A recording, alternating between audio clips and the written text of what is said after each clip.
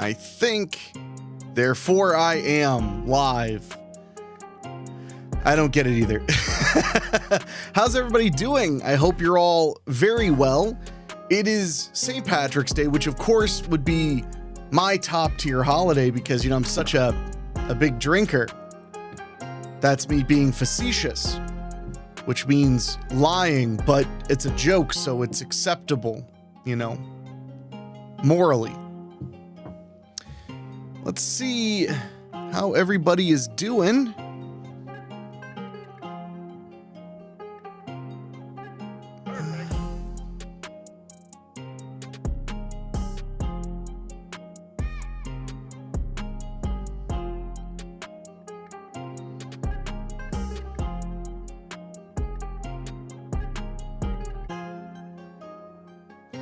I can't pretend I haven't gotten emotionally invested in these stream beats. I really do dig them.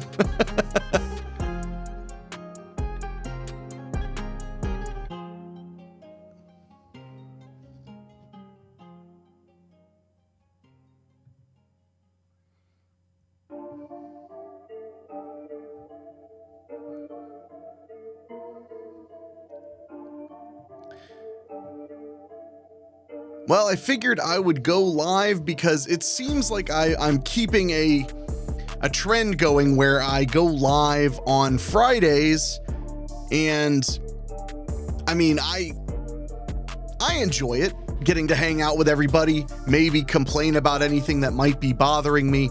Not that anything is bothering me. Why? What have you heard? Huh?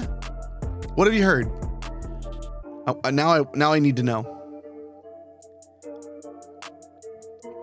And you gotta love YouTube, by the way. This stream has already been demonetized, and I've said about 7 words in English, and none of them were swear words.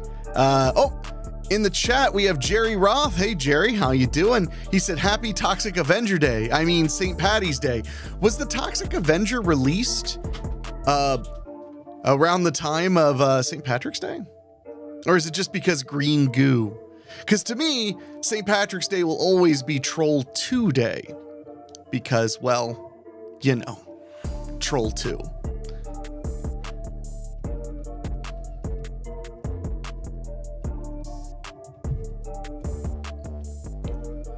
And if you haven't seen Troll 2, that is a shame. You should feel very bad. Phone ringing? Okay, good. I can't tell you how many, gosh, Enwolf, you're just sitting right into my legs. I can't tell you how many spam calls I get in a day. It's getting to a point where I'm almost exhausted every time the phone rings, and more than any millennial would be. Jerry Roth said, it's because green goo, and since I got my Toxie tattoo, I haven't had to wear green in years. Troll 2 is no birdemic, lol. Well, that's kind of why I love Troll 2. It is indeed no birdemic, although birdemic is a fascinating piece. When it comes to the realm of B-movie, bad movies, so bad it's good movies, I've always had a belief that there are 2 tiers in that space that are fun. There's the birdemic tier, a more modern tier, and that's where someone, regardless of any known talent or skill or whatever, picks up a camera and goes for it. They go for the gold, they make something. It may be super weird, it may be super strange, it may not connect at all with the audience, but there it is, and it's made with love and care and probably very little else. But then on the other tier is the tier that I'm most into day in, day out, which is the tier of so bad it's good movies that were made pretty much, well, The Room is one, but that's because the maker of it had an obscene amount of money. But films that are bizarre and weird and poorly thought out and everything, but were made by people who were skilled at filmmaking. And those are the kinds of so bad it's good movies you got in the 60s, 70s, 80s, where the only way to make a film was to have technicians or to have technical skill. So they kind of hit different. They have this different mentality where they're not very good, maybe, but they're very amusing. And it's wild to think that, somebody actually took a movie like A Night of Horror and actually took it to a laboratory, and the laboratory developed it and cut the negative. Something like that, it's kind of a mind blower. So, yes, Jerry Roth said Jaws 5, Cruel Jaws. Cruel Jaws is a perfectly good example. A lot of films out of the Italian market in the 1980s and early 90s are really good examples of very well executed WTF fodder, without a doubt. Like 1,000%. Most Bruno Mattei movies, a lot of Joe D'Amato movies from the Italian era, they're just wow. And Troll 2 comes from that era. It was directed by Claudio Fragasso. Claudio was Bruno Mattei's, I believe it was Bruno Mattei's, or maybe it was Joe D'Amato. He was one of the Schlockmeisters. He was a mentee of them. In fact, I think it was Bruno Mattei, because he directed Zombie 4 After Death. He directed Zombie 4, Claudio Fragasso. That was his first real feature. He directed Zombie 4 After Death at the same time that I think Commando Squad 2, or maybe it was Commando Squad 1, was filming in the Philippines. So they shot them at the exact same time, but Zombie 4 shot at night with the same equipment. So, yeah. I am a big fan of those Italian, cheapy movies. Always have been. I may have tied my beard a little too tight today. I am wearing all green, though, so there you have it.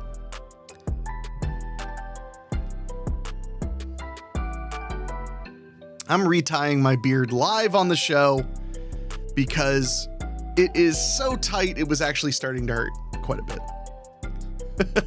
So this is peak content. You get to see the things I usually do before the cameras turn on. You gotta make this face while you tie it, or else that's what my problem was. If you make that face, then for the rest of your life, that you're wearing it, you can make that face.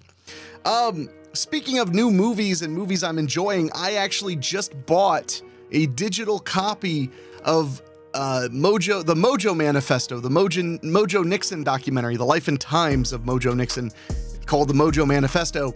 And I had been waiting since 2000. Well, they've been shooting it since like 2017, and it was actually supposed to come out in 2019 after it premiered at South by Southwest. But of course, South by Southwest in 2020, well, was postponed by the global whatever it was. I forget now.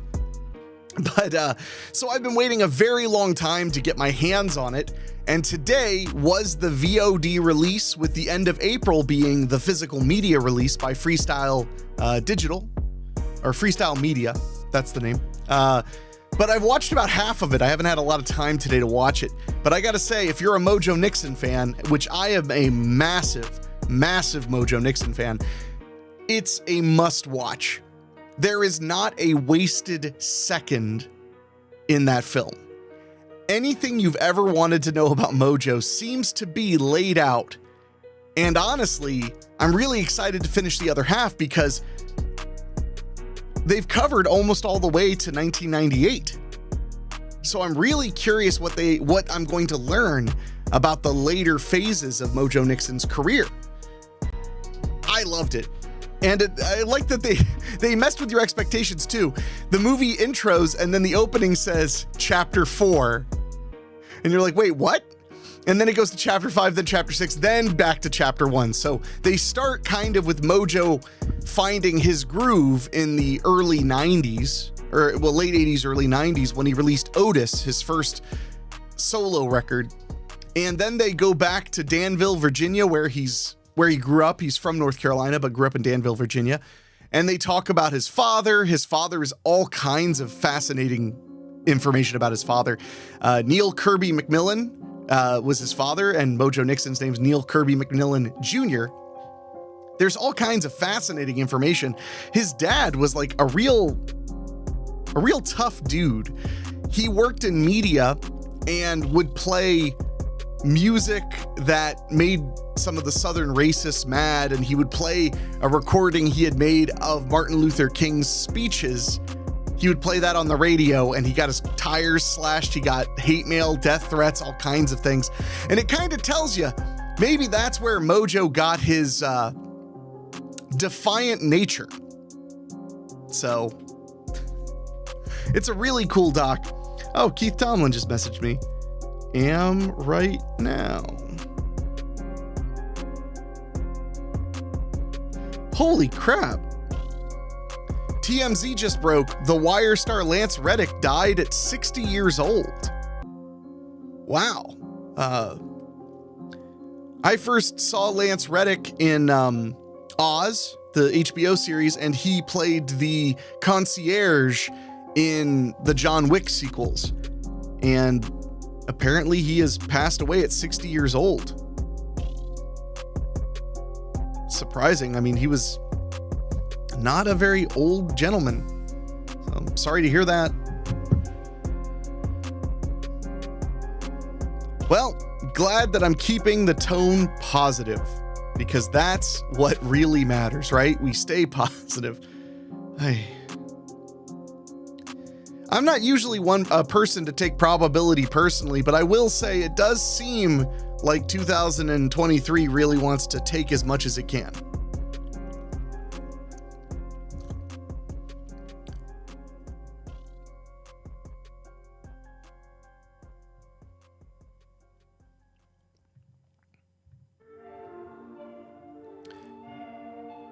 Okay.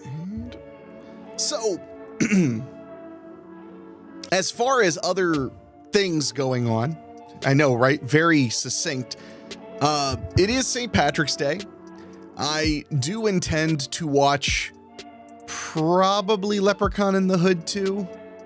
That's the one I'm kind of leaning towards, but we'll see, because my buddy Keith is coming over, and we're going to hang out. We're going to go to the cigar lounge. They're having a Rocky Patel event for those who are into cigars. I know there are not many of you watching this who are, but if you're into cigars, Rocky Patel is a very known brand. In fact, Rocky Patel is named after their founder, whose nickname was Rocky, and he was an entertainment lawyer, and at one time he represented Sylvester Stallone, and I think he also represented Arnold Schwarzenegger.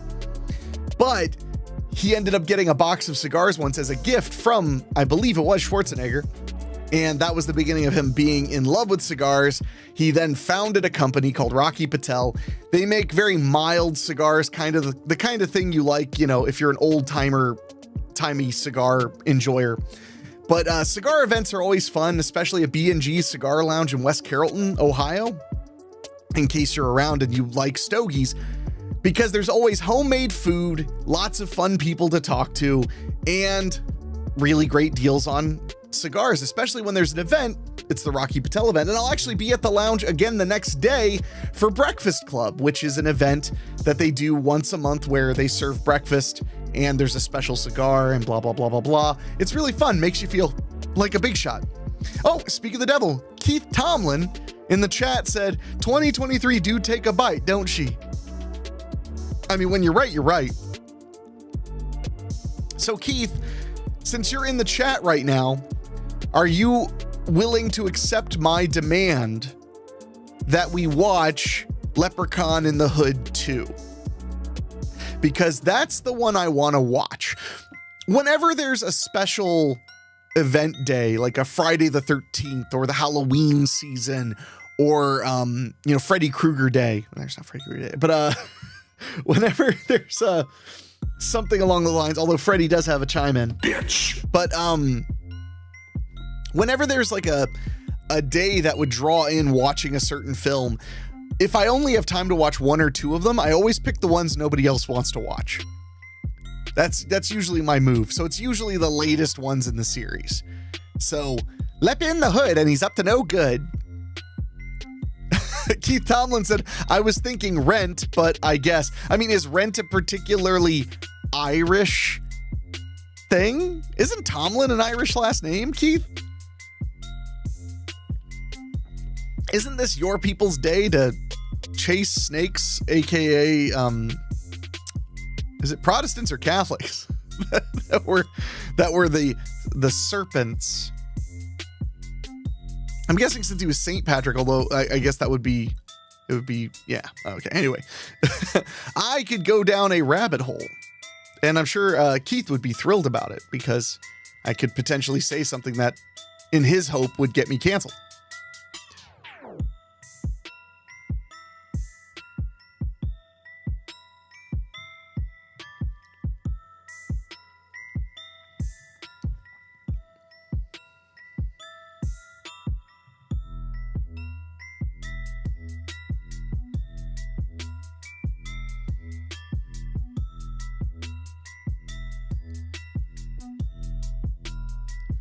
Keith Tomlin says, not sure about the last name. I know I'm of Scottish, Irish, and German ancestry. Well, aren't you just 3 shades of white? Uh-oh. David Denoyer says, so I have the stream pulled on YouTube because Facebook just isn't loading it at the office, but I'm commenting through Facebook to be in the chat.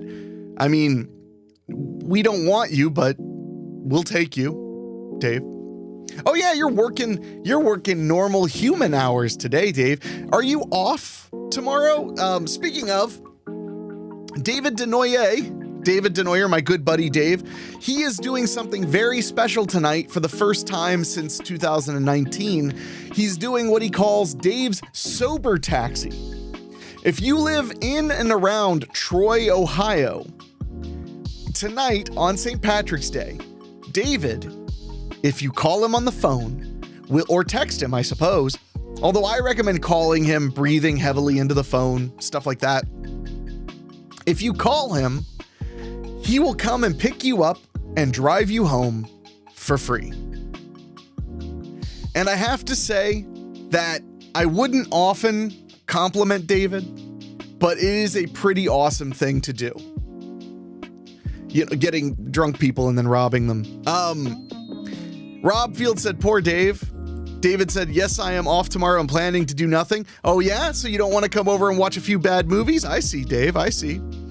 Dan York said, happy St. Patty's Day, brother, from an O'Reilly. Ha-ta-ta-ta. Die-dee-die-die.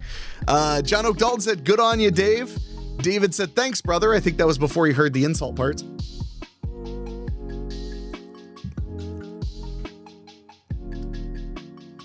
Let's see if I can find this.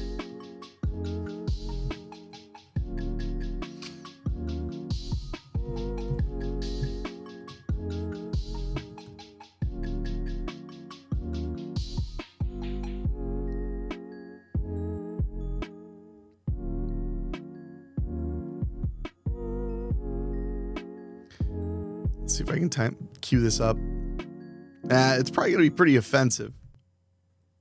And the music was like, well, then forget it. I would recommend when you call Sober Taxi tonight to have Double D, David Denoyer, come and pick you up. I would highly recommend you just, you call him up and then when he answers, just go like this. Hello?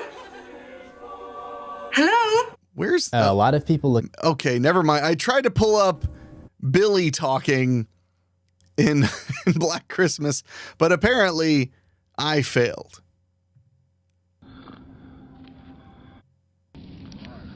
And then I was just... There we go. Let me stick.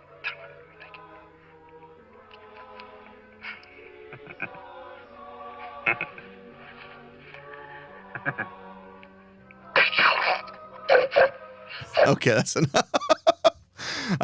Glad to feel Christmassy though.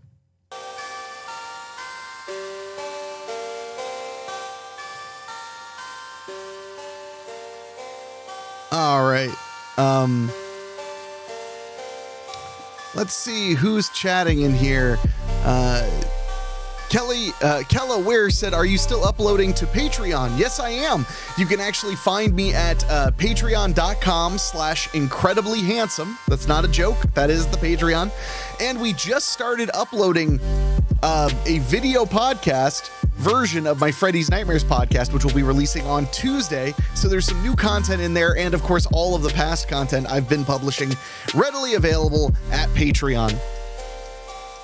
David Denoyer said, I was instantly like, he's about to reference Black Christmas, LOL, you didn't disappoint. And then and then Keller Weir said, oh wait, I see you have a new post on Patreon about not posting, LOL. I didn't post for 20 days on Patreon. I was having some personal issues. I feel like I'm a broken record, but my dog Chicano has cancer, and I've been managing his treatment as well as attempting to pay for it with the help of a lot of very, very, very kind people. In fact, you'll see there's a tip goal at the bottom of the screen. That is how you can help live on the show support Chicano's treatment, but I appreciate everybody who has helped so much. Rob Field said, Roger Jackson and Ghostface will be calling Dave tonight. Yes. Craig Cohen said, good afternoon. Happy St. Patty's Day. And to you too, my friend. Keller Weir said, no, take care of Chicano. I will always take care of my boy. But yeah, I'm still active on Patreon, and we're getting ready to start releasing a video podcast every single week on Patreon. Dan York said, ooh, Freddy's Nightmares, loved that series. Dan, where have you been? I have a podcast where me and my good buddy David go through every episode of Freddy's Nightmares. We've done 21 episodes so far, and we've even interviewed writers from the actual show on there.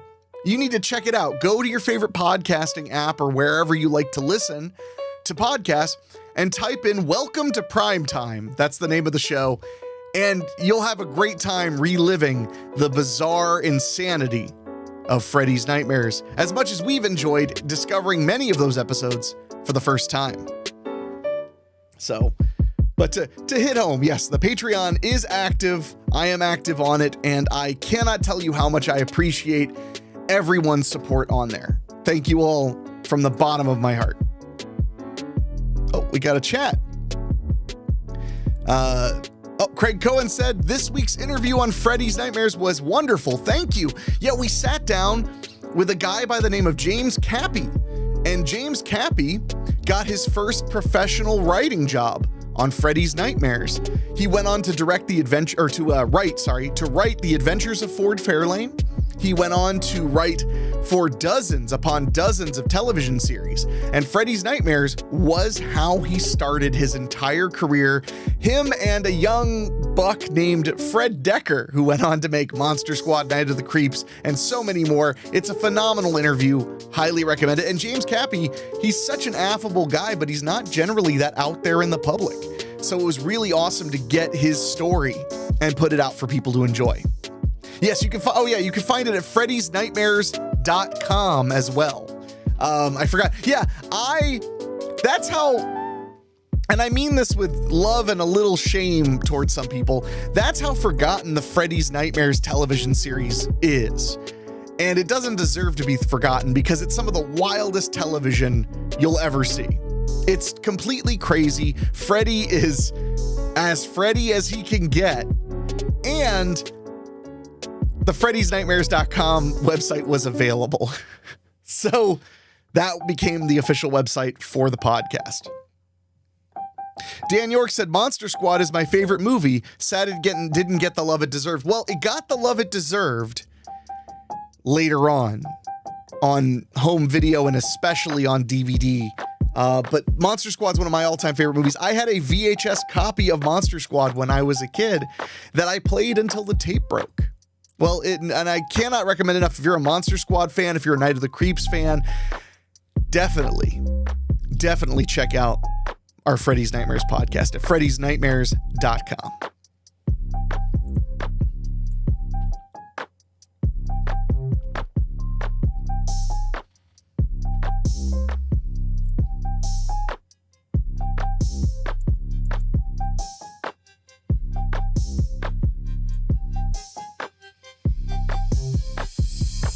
Craig Cohen said, I remember watching Freddy's Nightmares and once asked my mom if I could call into his hotline for like $4.95 per minute. Yeah, mom said no. Your mom is smarter than my mom. My mom let me call in to the WCW wrestling hotline with Mean Gene Okerlund. It cost a lot of money and he talked real slow. We're actually, Craig, One of the bonus episodes we're going to be doing here soon on Freddy's Nightmares Pod is going to be us listening to a recording of one of those calls where Freddy tells a scary story. I think it's going to be really, really fun. Dan York said, I wish Fred Decker got a chance to do more in his career. I agree.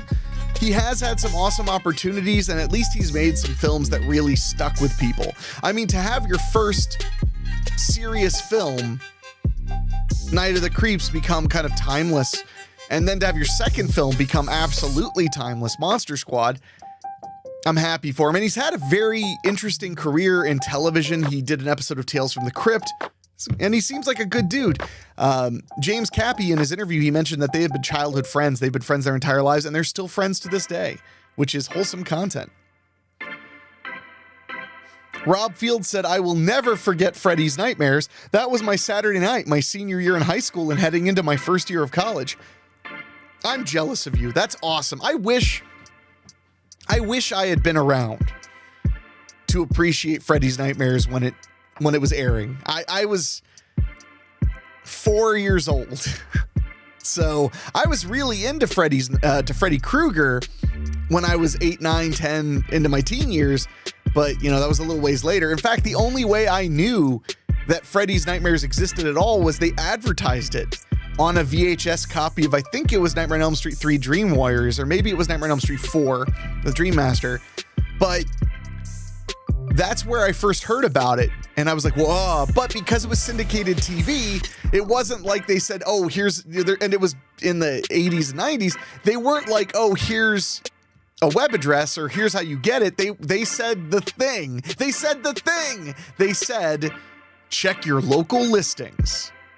And I did, and my local listings reaction was like, I don't know what you're talking about. So that's the wonderful world of syndicated television.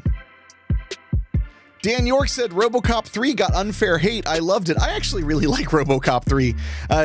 David Neuer said RoboCop 3 hasn't aged well, but it's damn entertaining. And Rob Field said better late than never, my friend. Well, thank you. I appreciate that. Let's see.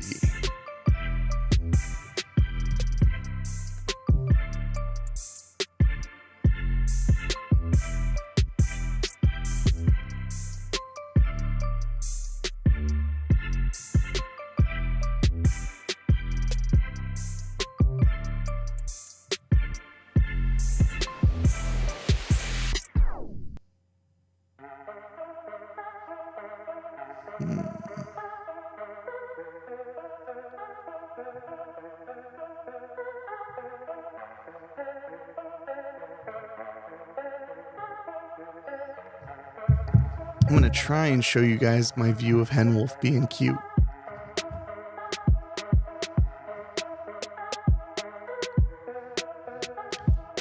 There we go.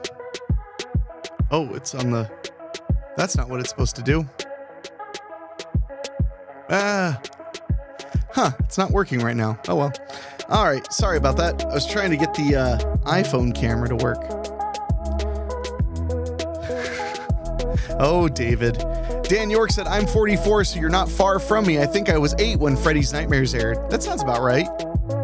See, if it had been airing on broadcast TV when I was a kid, you better believe I would have been able to watch it, because my mom just was very reckless letting me watch whatever I wanted for the most part. And to this day, I'm very thankful.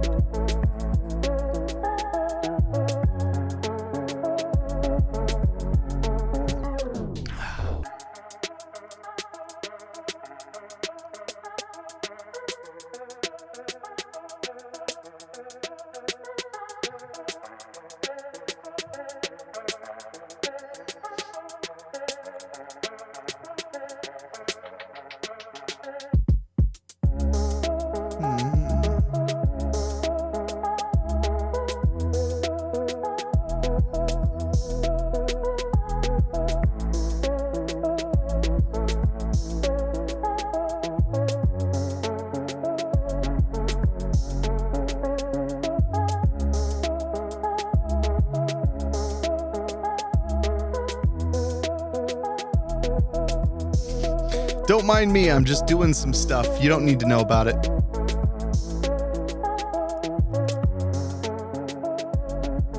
Okay, let's see. I wanted to see if I could show y'all something. I figured it's gotta work, so.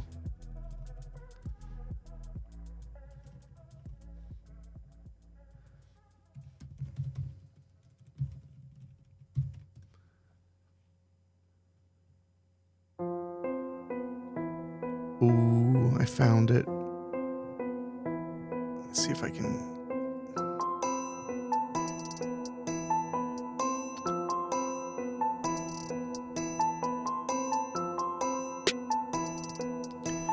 I wanted to try something. I'm still learning how to use all this software and feeling like a boomer sometimes. I'm gonna pause that music for a second, turn the volume up, and I'm gonna see if I could show you all the Freddy's Nightmares. Let's see, the Freddy's Nightmares TV promo that I remember watching when I was younger on the VHS tape that like made me go, what?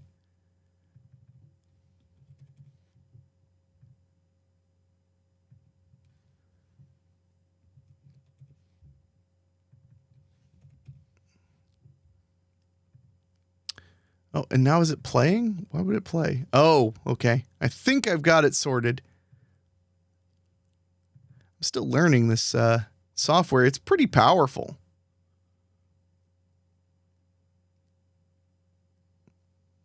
Well, this will have to work. So here goes something. There are worlds inside our minds, worlds of peace and beauty. But when our minds wander too far, we lose control and enter the dark, deadly world of Freddy Krueger, where nightmares come alive. Yeah, that witch lady was not on the series. Freddy's new television series, A Nightmare on Elm Street, the series Freddy's Nightmares. Yeah. Don't let him catch you sleeping.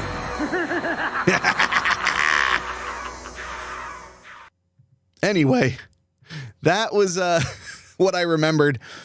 Let's see what the chat say. Dan York said, I remember my dad taped the pilot for me because it was on late on a school night. Something happened in the scene where the mob threw the Molotov cocktail. It was like the tape got chewed. I was shouting, no!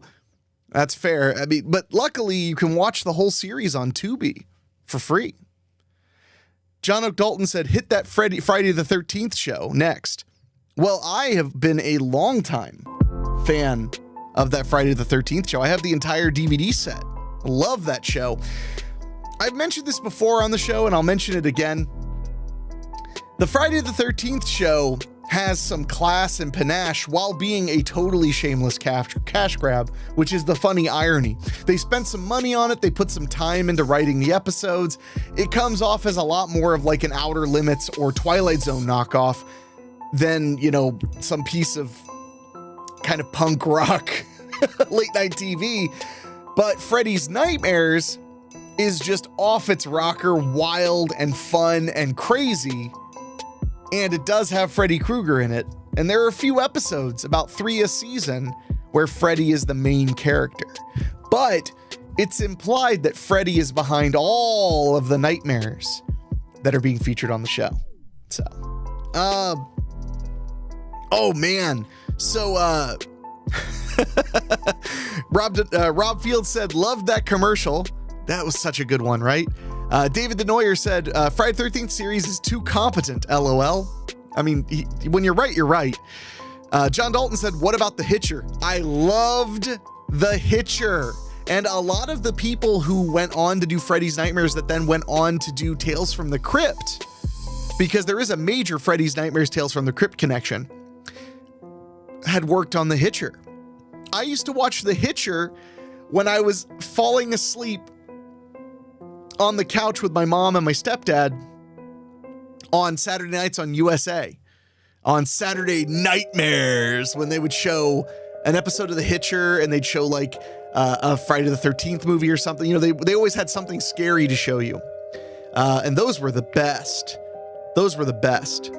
Dan York said, seriously? Thanks. I think referring to Freddy's Nightmares being on Tubi. Didn't know that. Saw a bootleg at Horror Hound and almost bought it. Homie, Tubi TV, every episode, completely free with commercials. Now you can join up with Dave and I. You can watch an episode, then listen to our podcast, then watch another episode, then listen to our podcast, and it'll be like we're doing it together. It'll be romantic. What? David Denoyer makes a good point. The Hitcher series is a tough one to find complete.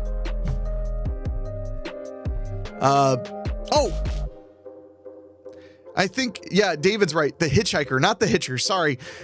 John, you and I both got confused. So the Hitcher was a HBO movie that with Rutger Hauer, which was excellent. Super, super good. The Hitchhiker is the show I was thinking of. And I think the show you were thinking of as well. Yeah, the Hitcher's a phenomenal movie. Was it Rutger Hauer and gosh, who's the other guy in it? I'm gonna be so mad when I can't think of his name. He was in Soul Man. He was the lead in Soul Man, but for some reason I just cannot think of his name. C. Thomas Howell. Thank you, David. C. Thomas Howell and Rutger Hauer. And if you've never seen The Hitcher, that's a great film because it's so out of its mind. At one point, C. Thomas Howell runs away from Rutger Hauer, the psychotic hitchhiker, and then sees Rutger Hauer in a car that he's passing. I don't know how he would have gotten in a car ahead of the car he got thrown out of, but who cares? The Hitcher's awesome. I love the kinds of people that I surround myself with because both David Denoyer and Dan York replied, C. Thomas Howell.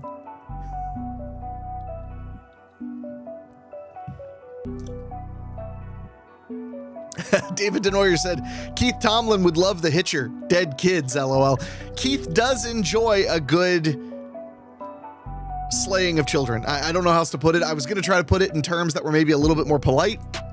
That didn't work for me, did it?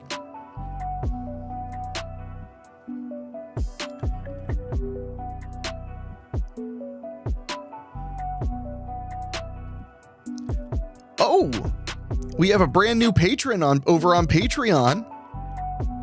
Let me say, I want to do a thank you. The mini feed won't reload right now, but I want to say a big thank you to Kelaware. I hope I'm saying that right. I always feel like I'm messing it up.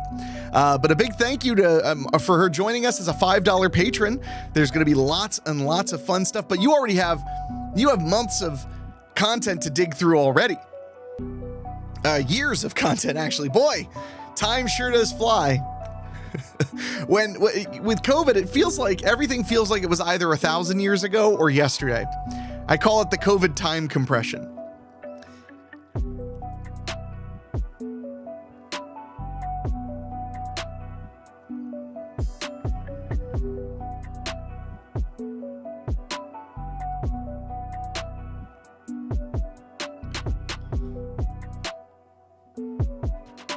Dan York commented, the scene where the girl got pulled in half hit me. I kind of wish I could still experience that shock in movies. Yeah, there is that moment where you kind of feel like you've seen it all and you feel like you can't really be surprised anymore. And that is kind of a bummer to have that feeling. I would agree. I'm still like a wimpy pansy, even after a lifetime of loving horror movies since I was in the single digits. Movies still scare me and make me sick to my stomach. I think it has to do with just being a weak human being. Hey, Greg Nichols in the chat. Hey, good to see you, Greg. Greg said The Hitcher is great. I am glad that a lot of people appreciate The Hitcher because that movie really does hit hard. It's a great one. The remake, there was a remake that I believe David and I watched, and it was pretty good. But the original is just, I mean, there's the part where like the eyeball is, oh, okay. Anyway, David Neuer said, it's crazy that you didn't even see her get pulled apart, yet it's so horrifying. At least not till the remake did actually see the body separate. Okay, good. So I was right. There was a remake. Greg Nichols said, love 80s horror. I mean, Was The Hitcher? I think that was 80s. So my brain, because it's HBO and I got HBO in the 90s, whenever something is HBO related, my brain goes, well, it has to be the 90s. But that is incorrect. Ray Mattis said, The Hitcher, the only movie to have Pony Boy square off against Batty from Blade Runner, gets an A+ in my book. I couldn't have put that better myself, my friend. Well said. Dan York said, at the same time, I've come to appreciate the special effects with the desensitization. I would love to learn that stuff. Well, special effects makeup is very fun to learn. And when I was a kid, when I was a Ute, the only way you could really learn special effects makeup was to buy, to buy Dick Smith's book about makeup. That's what I did. I bought the Dick Smith book about makeup, and I would make myself up like a mummy, and I'd glue cotton balls to my face and then soak them in green makeup. And that was how I learned some of the stuff about how to do special effects. Now, you can get on YouTube and learn just about anything in the realm of special effects, and it's incredible. Of course, that's true about everything. Everything is, you could learn it on YouTube, and it'll be incredible. David Denoyer said Sean Bean was the Hitcher in the remake. Oh, okay. Greg Nichols said 1986. Yeah, 1986 was when the Hitcher was made. John O'Dalton said, where do you stand on crime time after prime time, especially Forever Night? Whoa! Okay. First of all, that's a great question. I loved Forever Night. Just the other day, I was talking about Forever Night, and I looked it up on Wikipedia because I never sat and watched all of Forever Night straight through, but I caught it all the time on reruns and late at night on like USA Network and Sci-Fi Channel and things like that. Same with the Beauty and the Beast series. Loved that too. But Forever Night, I really, really dug it because when I was a kid, if you gave me anything that was about vampires, but it was in a broad, like not a broad sense, in a more detailed sense. If you gave me something that was about vampires, but it told you like what their day-to-day lives were like, or like what the history of the vampires were, or where they come from, you know, if you just delve deeper, I would get obsessed. That's why when I was a kid, I ended up obsessed with Sundown, Vampire in Retreat, because I just loved the idea of all this like backstory to vampires. I loved that one when I caught it on cable. I loved Sundown and Vampire in Retreat so much, I didn't even know that was the movie I'd watched. I just remembered that movie with all the vampires when I was a kid. Then I bought the Blu-ray of Sundown because it was on sale and realized, oh man, this is the movie I watched all the time when I was a kid. So yeah, I love Forever Night. Also, one of my all-time favorites that I've brought up many, many times on the Freddy's Nightmares podcast is Silk Stockings. I loved Silk Stockings. That was a damn fun show. Let's see. David Denoyer said, John, it's funny you mentioned primetime after crime time. I'm talking to James about how I can get my hands on Dark Justice. I would love to watch Dark Justice. That was a series made by many of the people who created Freddy's Nightmares, and it was a syndicated show, and it's kind of just nowhere right now. Dan York said Tom Savini or someone has an online school too. Savini's school I don't think is online. It's in Monessen, Pennsylvania, outside of Pittsburgh. I've worked with several graduates from that school. John O'Dalton, the Hitchhiker was 83 to 87 on HBO, then USA 89 to 91. I thought it had changed. It had changed places. So yeah, at 89 to 90 through 91, that makes sense that would have been a time period when I might have seen it on USA Network. John O'Dalton said, I actually liked most of those crime time shows. Oh, they were fun. Okay, so Dan York, sorry, I may have misspoke. Sundown, Vampire in Retreat is a feature film that I had seen and never knew the title of, but it was always on cable. Forever Night is actually Forever with Night with a K, K-I-N-I-G-H-T. Forever Night was a vampire TV show. I believe he was a detective. He was a good guy vampire. So that's why he was called a Night, Forever Night, because he doesn't die. He just, lives on and on and on and watches all the people he loves die, because vampirism is just the best. Everybody knows it's awesome. Everybody loves being a vampire. We all know this. But if you've never seen Sundown: A Vampire in Retreat, I think you would like it. It's got Bruce Campbell in it.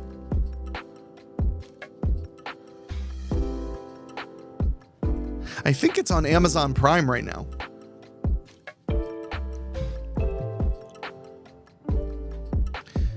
In fact, I'm going to check.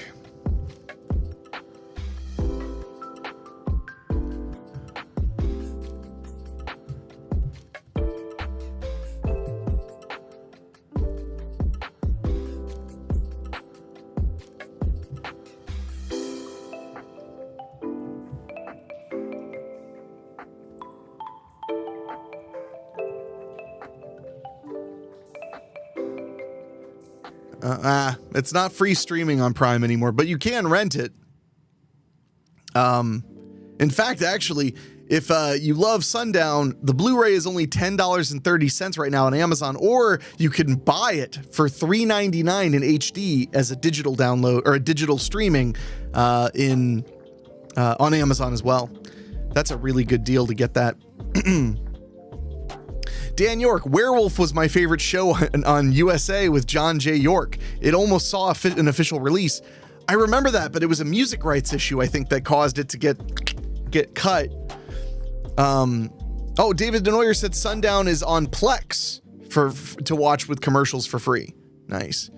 Okay. Craig Cohen, thank you. He said, but Nick Knight from Forever Knight, I forgot his last name was Knight.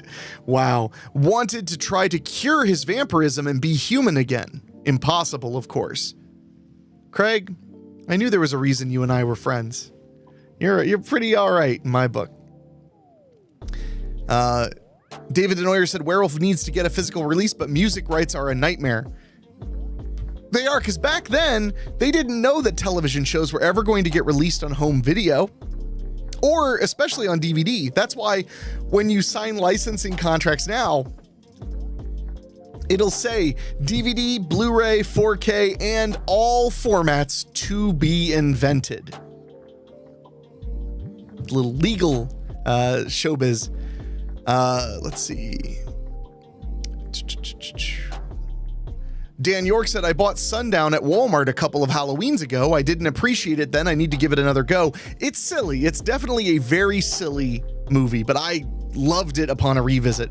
Derek Smith said, Forever Knight is one I need to revisit. Only saw a few episodes when it aired. And then Dan York said, I remember Forever Knight, but that's been a while. Keith Tomlin said, I never want to be human again. Is Forever Knight streaming anywhere? Now I feel stupid because, like, watch it be on Tubi and I could have been watching that. You know, I have been binging on Tubi, so I love media that people have kind of forgotten about. Forever Knight is not on Tubi, so at least I don't have to feel like a total moron. I love binging and watching media that people kind of forget about or dispose of quickly. You know, they're just like, I don't care anymore. So I've been watching the 2003 Twilight Zone hosted by Forrest Whitaker. It's actually pretty fun. Very nostalgic. It's like full of actors that were a big deal when I was in high school. Really digging it. Really digging it. Let's see.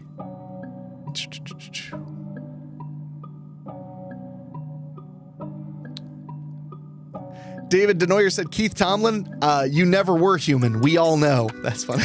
Derek Smith said, did you ever check out the Vampire the Masquerade TV show, Kindred the Embrace? No, I don't think I'd heard about it.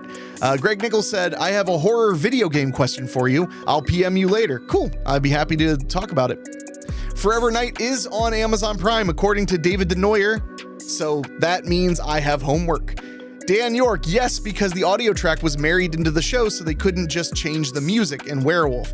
Yeah, a lot of those TV shows, that was the other thing. They didn't keep what were called stems or music and effects tracks. So they weren't able to, they can't strip the music out. It's an unfortunate reality. When you make a feature film, generally you keep stems and tracks so that you can make any kind of sound mix you want in the future. Rob Field said, I remember Barnabas Collins was trying to get cured of vampirism in the one and only season of Dark Shadows in the 90s. Greg Nichols said, Forever Night was great. I'm glad people are appreciating Forever Night. Thank you for bringing that one up, John Oak Dalton. Let's see. Derek Smith, ooh, Forever Night is on Prime. Those, hey. Oh. David then brings us down. It's only seasons 1 and 2, no season 3. I think they changed networks or production companies on season 3. Derek Smith, Kindred the Embraced was fun, but only lasted 1 season. Kind of goofy in parts, but fun if you played the game. Okay, I did not know it was a game. Wikipedia. I'm going to look into Forever Night a little bit. Okay, so it was made in Canada. And there were 70 episodes total, 3 seasons. It says here on Wikipedia, which means it could be a lie, that Sony Pictures Home Entertainment has released the entire series on DVD in Region 1 in 3-volume sets. So it must be out there somewhere to at least get your hands on season 3. Yep, 22 episodes, 26 episodes, and 22 episodes. Those were the seasons. This is just movie TV nerd chat time, and I am here for it. I love it. Let's see. Dan York, I did find a bootleg of Werewolf on eBay, though. Sadly, one of the episodes is missing sound halfway through. That's the problem with the bootlegs, is you just never know what you're getting, and it pisses me off. Ray Mattis said, never watched Forever Night, but it sounds like something I could sink my teeth into. Pun intended. Ray, I feel like we all know that the pun's intended when it comes to you. Craig Cohen said, yes, I have the 3 DVD sets. That's dope. David Donner said, Forever Night fans should check out Full Eclipse 1993. Have I seen Full Eclipse, David? David knows more about what I've seen than I have. People think I have this incredible mind for movie knowledge and trivia, but I forget half the things compared to David. Derek Smith said, anyone else looking forward to the new Subspecies movie? I'm looking forward to it. It looks like they put some effort into it and didn't just puppet master it. So, and they shot it in Serbia. I'm curious, and Ted Nicolau came back, I believe, so I want to see what they do.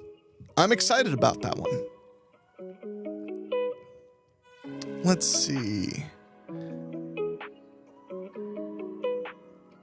Craig Cohen said the guy who played the older vampire that brought Nick across was a great actor. Yes, I remember him.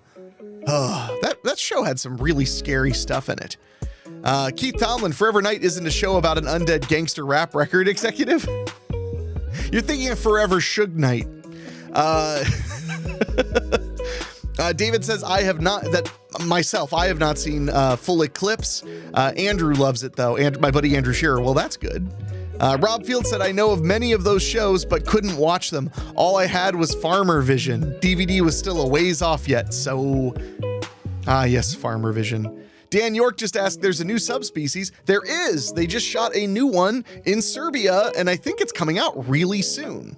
Oh, John Oak Dalton just said, throwing Poltergeist the Legacy out there.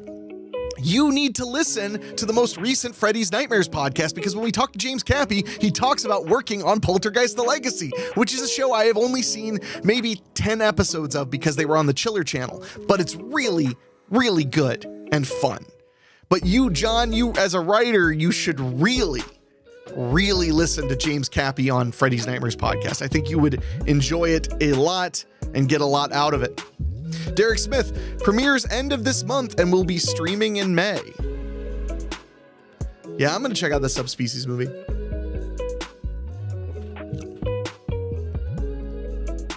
Dan York said Poltergeist Legacy is another gem. I agree. There are a lot of gems, especially from television, because TV was kind of like how movies were viewed in the 50s and 60s. No one cared about keeping the negatives to like it came from beneath the sea. To them, it was like, oh, well, once it's done at the theater, it's maybe you'll keep it as a gag or maybe you'll throw it in the trash. No one saw an inherent value in those movies because nobody saw the home video market really ever coming. So television was very much the same way.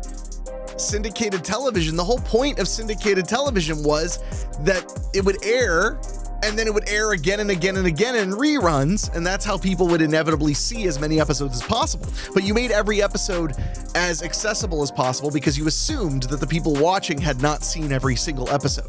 This is so far removed from the binge watch era. It's actually kind of fascinating. That's also why they do 22 episodes a season or 24 episodes a season, 26 episodes a season, because they needed it to air every week for at least damn near half the year.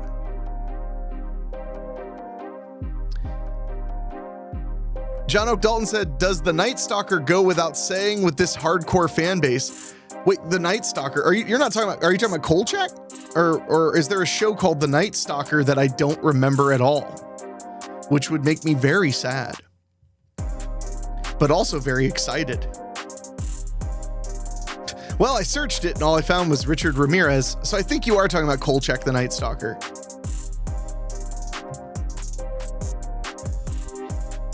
Oh no, there's a show called Night Stalker. Oh, this is from the early 2000s. I don't know if this is what you're talking about or not, John.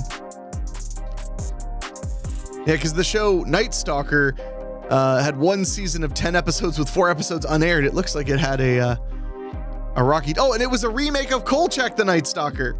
Huh.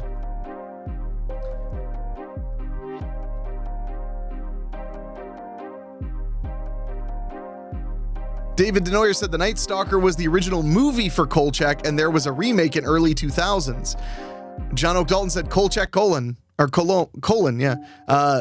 Oh yeah. Rob Field said, who remembers the very short-lived Nightmare Cafe? I do. David Denoyer, The Night Strangler was sequel movie to the Night Stalker movie. Oh. I remember Nightmare Cafe. I don't remember much about it, to be honest. But I remember it existing, and I remember people talking about it, because that was in 1992, which was kind of a hard time for horror television. Yeah, because that was done by Wes Craven. Yeah, that was done by Wes Craven. And Robert Englund was on it. How many episodes? And they did 6 episodes. Damn, you weren't kidding when you said short-lived.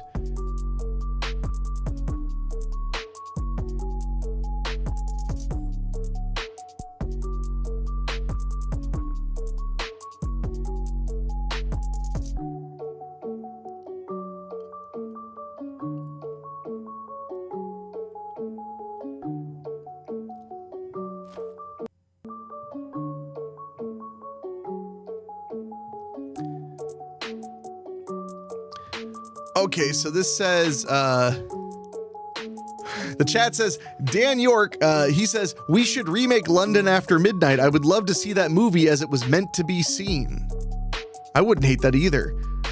Oh, goodness. I apologize to the viewers in YouTube. For some reason, your chats are not coming through on the multi-stream chat.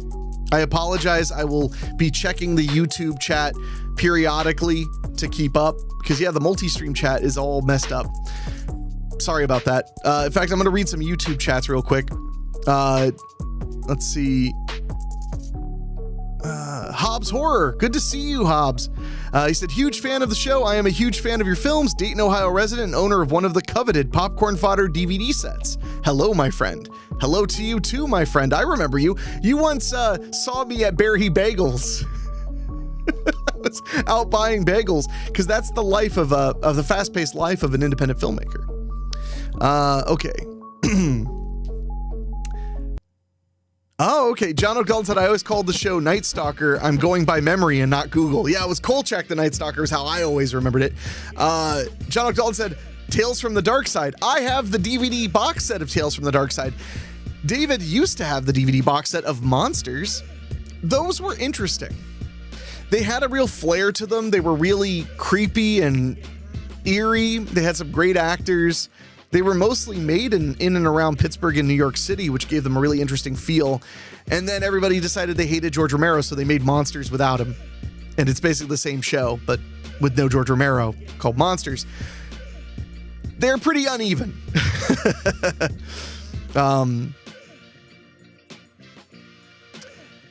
Let's see. Derek Smith said, canceled too soon. Did a podcast about Nightmare Cafe that was pretty entertaining. Oh, that sounds like a good podcast.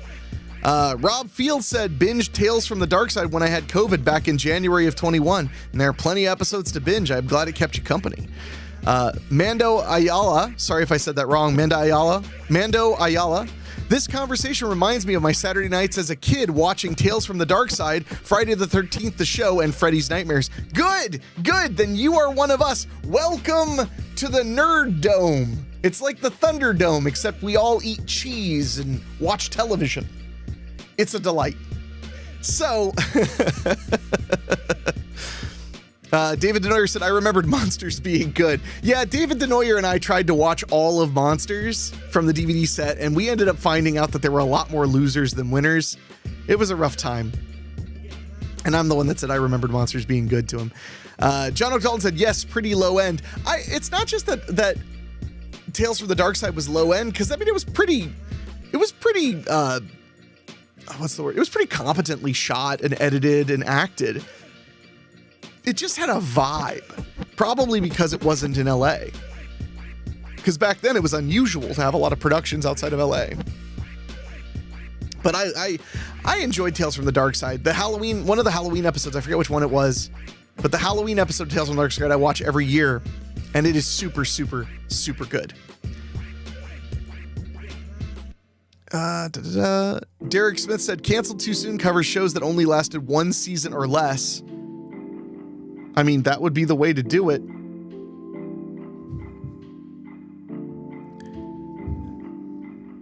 Let's see if we have any chats over at YouTube. Oh, thank you. Ranger Tom said, hey, love your show. You're amazing. Thank you very much, Ranger Tom. I appreciate you. I'm glad you're here listening, and I'm glad that you've had a good time with the stuff I put out into the world, because I sure do try to make it good and fun. I really do. Let's see. What else is in the chat? This is a good point, and I'm going to stand by David with this too. David Denoyer said, horror TV fans, if you never watched Masters of Horror or Fear Itself, highly recommend both of those. And I would agree. In fact, I'll go one better. If you've seen Masters of Horror, but you've never seen Fear Itself, you're missing out. For those who don't know, Fear Itself was almost like another season of Masters of Horror, but it was on network television. So it was, they had to hold back a little bit on the blood and the profanity and the sex and stuff like that. But for some reason, for me, Fear Itself hits just a little bit harder than Masters of Horror. Although that first season of Masters of Horror is pretty much chef's kiss all the way through. But man, Fear Itself, that is a bomb-ass time, and I believe that's on Tubi and other places as well. Derek Smith said, has anyone heard about this new anthology? I didn't even think to... thank you, Derek. You're thinking about my self-promotion when I'm failing to. Derek Smith said, has anyone heard about this new anthology show called Found Footage, the series? I have, because I created and produced Found Footage, the series, which you can watch right now for free on Tubi TV, whether on your Roku, Fire Stick, or right on your computer. You can watch Found Footage, the series. It's an 8-episode anthology series like Tales from the Crypt meets Paranormal Activity, and I do think you'll enjoy it. We made it with love during the lockdown, and that's alliteration, so you know it's good. But if you get a chance, check it out over at Tubi, and I just hope you get a real kick out of it. You know what? Derek, for helping me plug something, you get air horn privileges. Thank you. Let's see. John Oak Dalton, I did have to Google this to make sure I was right, but the TV movie Where Have All the People Gone scared me badly as a kid in the 70s. I've not seen Where Have All the People Gone, but I've seen Are You Alone in the House? Of course, Dark Night of the Scarecrow, which I think is just truly terrifying. And then, of course, the most famous I think in most people's opinion, the most famous made-for-TV horror movie of all time, Trilogy of Terror. I hope you're all yelling that at your computers or phones, because that is probably the greatest of the made-for-TV horror movies. And I like Trilogy of Terror 2. Don't care if you don't. I like it. But yeah, I'd not seen Where Have All the People Gone, but that sounds, just the title is kind of creepy. John Oak Dalton said, also the TV movie Ghost of Flight 401. That sounds like my kind of movie, The Ghost of Flight 401. I've not heard of that.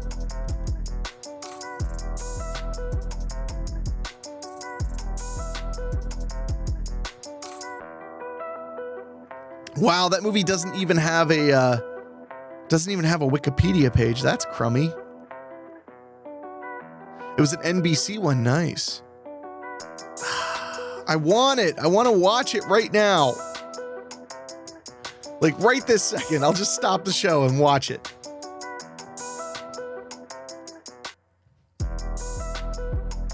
David Denoyer, I hope you're taking notes. We're watching these movies. Speaking of which, David Denoyer said that actor in a Homesteaders episode of Found Footage the series who played the infected guy was great. You're funny, Dave. Rob Fields, I know I should be watching a lot of these shows, but I'm too busy writing content for a certain podcast. I mean, you're not wrong. You know, Rob Fields writes episodes of Weekly Spooky, my weekly anthology horror podcast. And my God, that man is so prolific that it's almost offensive. But I mean that with love. Let's see what's going on over on YouTube.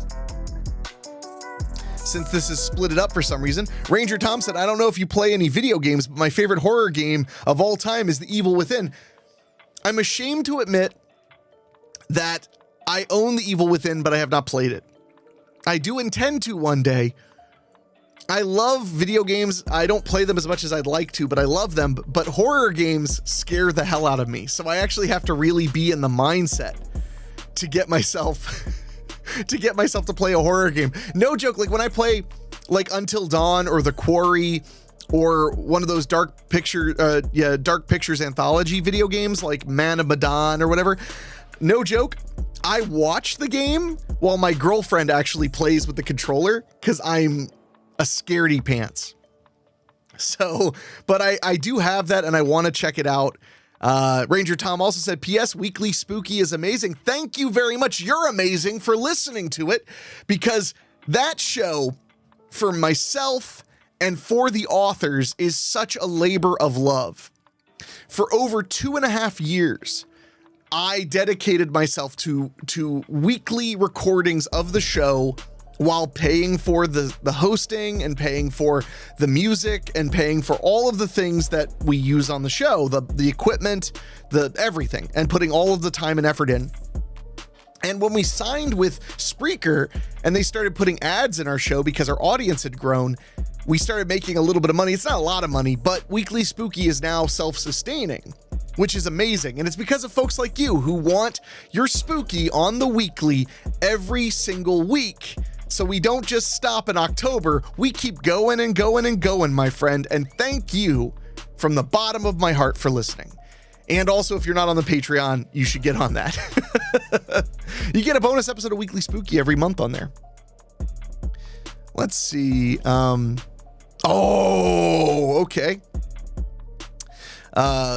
David Denoyer said, John Oak Dalton, please tell me you've seen Dead of Night from 1945. That movie's so friggin' good. So friggin' good. Possibly Dead of Night 1945, one of the earliest anthology films. For those uninitiated, an anthology film is a film that features multiple stories all tied together as one feature. And it may be the first time in mainstream art that there was an evil ventriloquist dummy. It's good, my friends. And really creepy. And the ending just floored me. Derek Smith said, had to look up the name, but highly recommend Moon of the Wolf, a made-for-TV movie about a Creole lycanthropy, with Jeffrey Lewis. That sounds awesome. There are so many wonderful gems, and it is our job, my nerdy brethren, it is our job to mine these gems and share them with our friends and family against their will, because they don't want to listen to us talk about this. They have no desire to hear us talk about this. Oh, no. but we'll make them listen to us talk about it. Because that's what matters. We mine these gems selflessly, and then we share them. Of course, to other people, they may be like, this isn't a gem, this is a dog poo. And you're like, it's an entertaining dog poo. Oh, goodness. David Denoyer said, speaking of USA and television, y'all need to see Cabin by the Lake and Cabin by the Lake 2. Dave, we need to revisit those. They're so good. I remember when the Cabin by the Lake TV movies premiered on USA. They starred Judd Nelson. They are creepy and fun and clever. I adore both of them very, very much. Can't recommend enough the Cabin and Lake movies. I don't know if they're readily available anywhere, but they're so damn good. Rob Fields, what? You mean Slappy wasn't the first evil ventriloquist dummy? Sadly, that was one of the few things R.L. Stine wrote about that somebody else had done before him. Moon of the Wolf is on Vinegar Syndrome Archive and Cough Cough YouTube. Well, which Vinegar Syndrome Archive was that on? You should, Derek, if you don't mind, Facebook me specifically what collection it's on. Because because Archive, that's a collection, right? Or is that a streaming service? I don't know. I'm leaning down to Pet Hen Wolf. Good dog. David Denoyer said, I have them. I believe he's referring to Cabin by the Lake and Cabin by the Lake 2. Well, we need to sit down and watch them.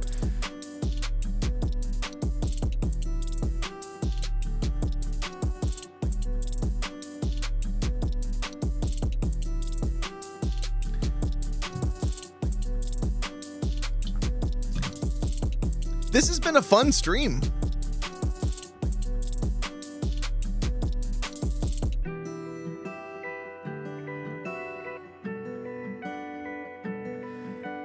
I don't know why. There's something really delightful about just hanging out with you guys talking about nerd crap and just like bobbing my head to some lo-fi hip hop.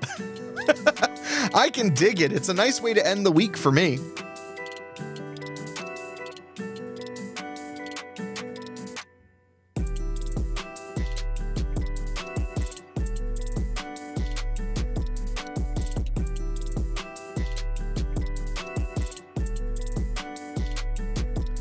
Thank you, Derek Smith. He said he messaged me the link to the Blu-ray of that TV movie. I'm a sucker for stuff that people aren't obsessed with. I get obsessed with it. I'm the one who will bring it all in. Oh man, that artwork on Moon of the Wolf, that is a sight to behold.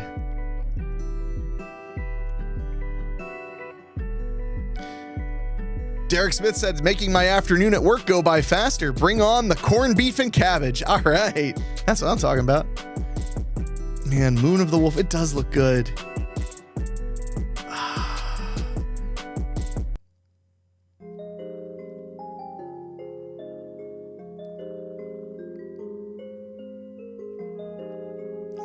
Maybe one day. It's a little too expensive right now, what with the veterinary bill situation, but I am going to keep that in mind.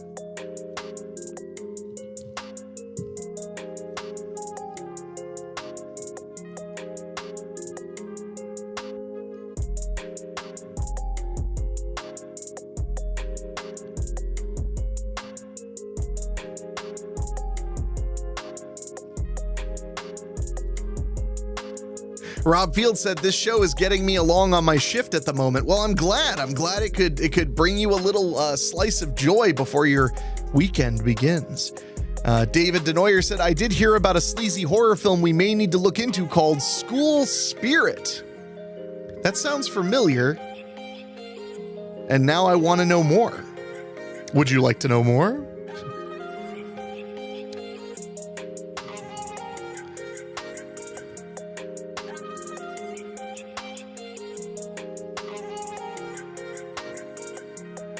Oh, okay, so it's a comedy movie.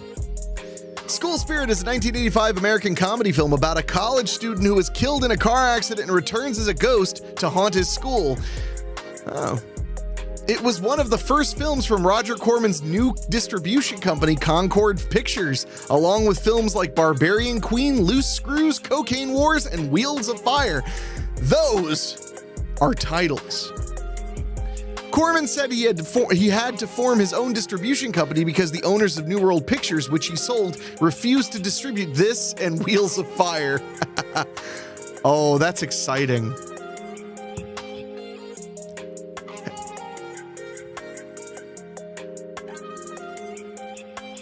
Okay, David Denoyer, list. Here's what I want to do, Dave. The music scared me. Here's what I want to do, Dave. I want us to watch the launch titles of Concord Pictures. That's going to be a marathon we're going to do. It'll have Barbarian Queen, Loose Screws, Cocaine Wars, Wheels of Fire, and School Spirit. So that's 5 films. We're going to watch them, and if any of them are not available readily, Dave, then you let me know and I'll throw it to my community of super nerds and hackers. David Denor said, oh man, I am in. John O'Dalton said, throw this one way back. The Arc 2 show. I don't know what that is. Thank you, Derek. Derek Smith said that sounds like a fun watch. That's why I want to do it, because a lot of people, and rightfully so, they wax nostalgic about the early days of New World Pictures, Roger Corman, Death Race 2000 and stuff like that. All of those are great. Piranha, they're fun. I, being a child of the 90s, love his Concord Pictures New Horizons era because that was all over HBO, Cinemax, and Showtime when I was growing up. So it's a sweet spot for me where it's very comforting. So I love the idea. You rarely hear people lay out how Concord Pictures was run ever, because all the Roger Corman books stop at 1989, which is stupid. But so yeah, I'm like really excited to watch some of the things that kind of formed Concord New Horizons. But yeah, I'm not sure what Arc 2 show is. I'll copy and put that in. David Denoyer said nothing can be as bad as a Relentless marathon, so I'm all in. Man, that was a rough day watching all the Relentless films back to back to back to back. And I'm usually a pretty easygoing guy. Oh, okay, Arc 2. Wait. Arc 2, 15 episodes, CBS. Arc 2 is an American live-action science fiction television series aimed at children that aired on CBS from September 11th to December 18th, 1976, as part of its weekend lineup. Huh. Does look interesting. Apparently, they only produced half of the episodes they were supposed to because it got canceled. Oh, okay. Now well, first of all, John, what you've said, I'll get to it in a second. Oh, no, I'm getting to it now. John O'Golden said, how about the Planet of the Apes TV show? I had the Mego action figures. I love everything Planet of the Apes. I've watched Planet of the Apes so many times, and I love the TV series as well. And our buddy, who I think is still in here, Craig Cohen, is a humongous Planet of the Apes fan, and I'm sure his ears just perked up like Dr. Zaius hearing a human speak.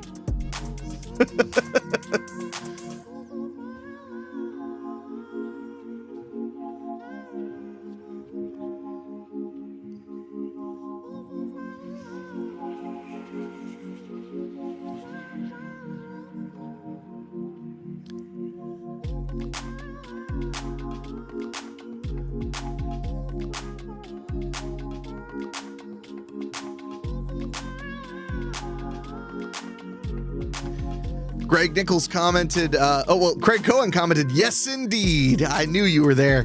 And then Greg Nichols said, that was the one with the truck, right? Arc 2. They had a chimp as a sidekick. I had the Mego Planet of the Apes figures as well. Yeah, we're bringing people together. Ooh, okay. Over on YouTube, Ranger Tom, thank you for your patience because I'm having trouble reading YouTube chats. Okay, if you could recommend me a not well-known horror movie that is amazing, what would it be? That's tricky because it depends on how deeply nerd you are. Have you seen Tourist Trap? That's the question for you right now, Ranger Tom. Have you seen Tourist Trap? If you haven't, That's my suggestion. And then Ranger Tom said, what about when Tales from the Crypt was an animated TV show for kids, I believe, in the 90s? That's Tales from the Crypt Keeper. It was animated for kids. And that's on Tubi, believe it or not. I've been watching episodes of Tales from the Crypt Keeper for weeks and weeks because I am a 36-year-old man. Greg Nichols said, and I had this mountain playset from Planet of the Apes TV show that had like a cage for humans. Rob Field said, first POTA Planet of the Apes movie had a great Tales from the Crypt twist ending. Well, that makes sense because it was a Rod Serling story. And Rod Serling kind of was the father of the modern twist ending. Craig Cohen said, Julius, you! I said, shut up! It's a madhouse! A madhouse!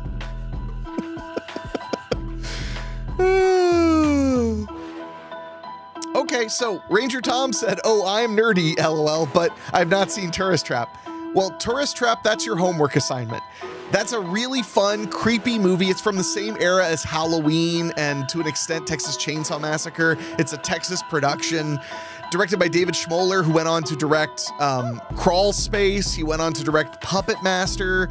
He directed a lot of great films, but I think this is one of his best, and it's a film that legitimately creeps me out every single time I watch it. So, that's my recommendation, Ranger Tom. You've got Tourist Trap. That's one I really solidly recommend you watch. And I will think on it if I can think of another obscure horror film that you might dig. And I'll also have David DeNoyer, if he's still listening. I'll have him suggest something as well. Double D, if you're listening, throw some wow, like blow your hair back great horror recommendations for Ranger Tom in the chat.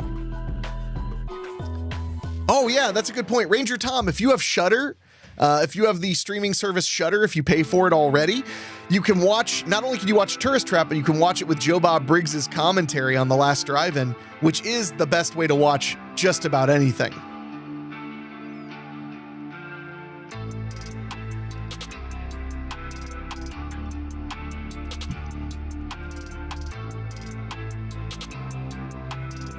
Oh, David DeNoyer commented. He said, unknown horror recommendations. I'm on it. One moment, please. Ranger Tom said over on YouTube, you got it. I will definitely watch it. Well, let us know what you think of it. You know, drop us a line next time we're live streaming, or, you know, drop a comment or an email at weeklyspooky@gmail.com. I'd love to hear what you think of Tourist Trap. I think it's such a cool and creepy horror film.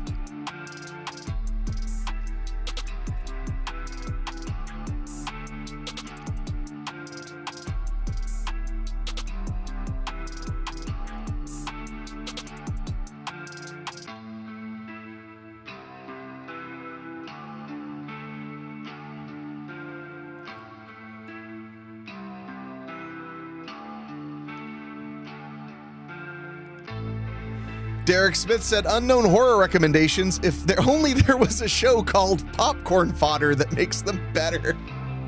I mean, those are some somewhat unknown movies. I will say, Ranger Tom, if you want to watch some kind of lost and forgotten B movies and you haven't checked out my show Popcorn Fodder on Tubi, I know Tubi keeps coming up, but they've been very good to independents like me. If you go to tubi.tv and you type in Popcorn Fodder, I did an 8-episode television series where I hosted some bizarre, forgotten films, such as The Devil Times 5, about 5 murderous children. Bruce Lee Fights Back from the Grave, which, I mean, is the kind of thing you'd like if you like that kind of thing. I Bury the Living, which is just a phenomenal Twilight Zone-esque horror film. We also did The Terror, which is an incomprehensible Roger Corman production. You can barely tell what it's about at all. Messiah of Evil, which is actually oddly a genius film. Sincerely, it's kind of a brilliant movie. War of the Robots, which is the best Star Wars ripoff that halfway through they decided they wanted it to be a Star Trek ripoff you've ever seen. And then, of course, Driller Killer, which is, again, the kind of thing you'd like if you like that kind of thing. So if you want to watch some unknown horror movies that maybe you've never seen before on Tubi for free with me and my dogs hosting, you could check out Popcorn Fodder over on Tubi. Man, Derek, I gotta send you, well, first of all, let's give Derek some more air horn.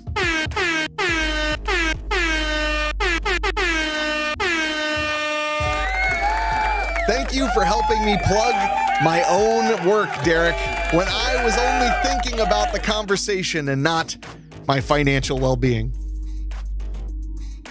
And Rob Fields is correct. He said Tourist Trap was the first movie that started The Last Drive-In. Darn right. Craig Cohen said, and at one point in Popcorn Fodder, you cover Chipotle and their lack of spices. So damn funny. Thank you.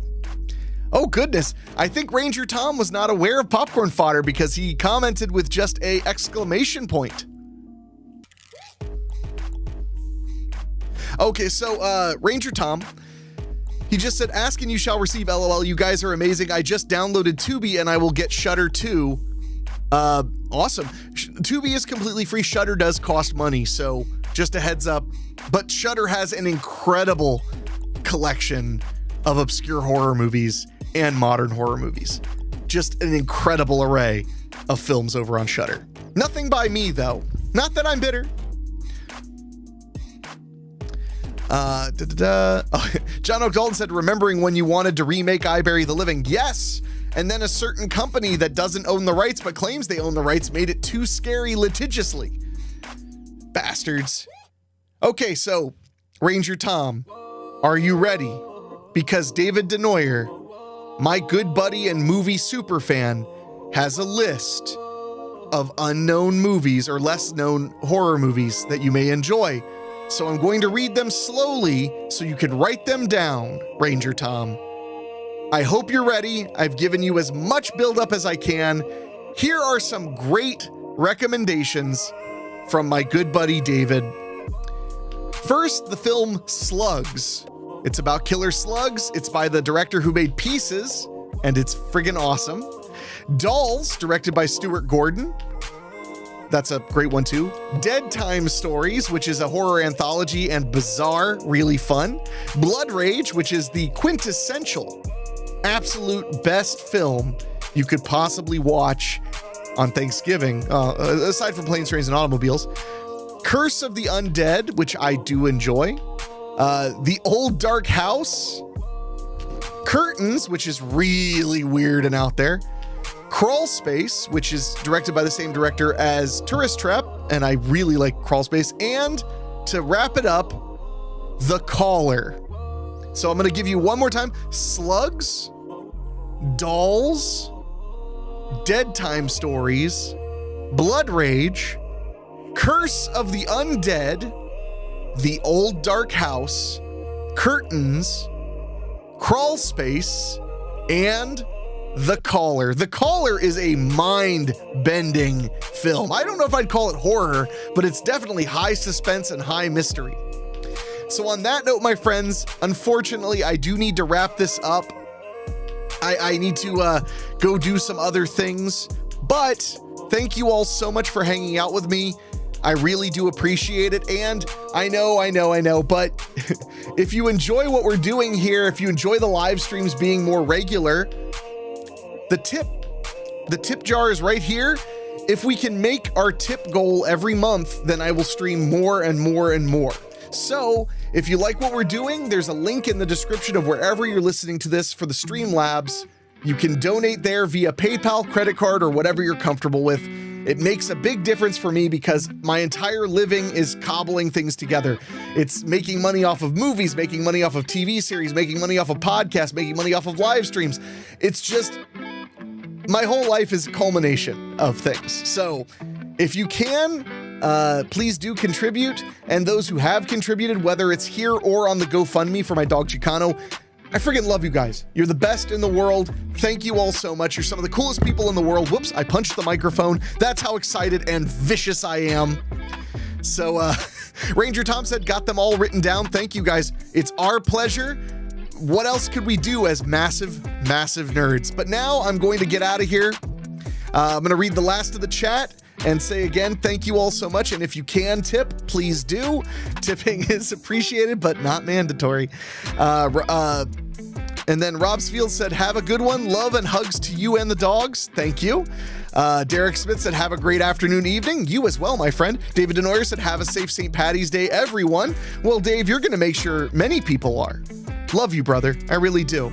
And Craig Cohen, have a nice weekend. You too, my man. You too. Until next time, like I said, I'll definitely be back next Friday. Maybe I'll come back a little sooner, maybe on a Wednesday or something. But for now, my friends, I am out of here. You are all lovely, and I love you. Enjoy that lo-fi hip-hop.